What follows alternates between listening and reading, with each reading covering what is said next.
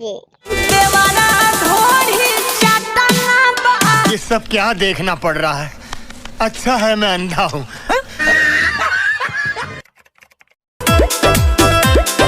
हो भौजी, कैसे याद कर लू है बिल्लू के? बोला का हालचाल बा तुम्हार? अरे का कही अरे कहाँ है भौजी, का दिक्कत हो गई तो के बतावा हमके। दुख तो बरिया रे बा। अरे बतावा तो तू सही, कतनो बड़ा दुख हुई हम हल कर देंगे भौजी। देवर कौने दिन काम आई है?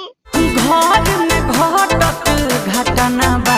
अच्छा तो घर में घटत घटना बा तो तोहरा पहले न बतावे चाहत रहे। पर एक बात बतावा, नतिया मुआ कहाँ गइल? ले गइलू परदेस मजा मारे। ओहो तो परदेश माजा मारे चल गइल नतिया। तो आउ का कहल चाहत रहे वो बता दा। विपत हमारा कपारे बा। हाँ ई बात तो सही बा, जेकर पति परदेश चल जाई है ओकरा तो विपत कपारे होके करी। पर ई बतावा पतिया कहाँ बा?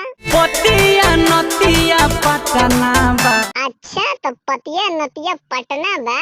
ओए होए, समझ रहे हो? समझ रहे हो आप? तो देवरा क्या करता है भौजी? देवाना ढोढ़ी चटना बा। ये सब क्या देखना पड़ रहा है? अच्छा है मैं अंधा हूँ। दोस्तों वीडियो पसंद आई हो तो लाइक करो, शेयर करो और हमारे चैनल को सब्सक्राइब करो। धन्यवाद। देवाना ढोढ़ी चटना बा।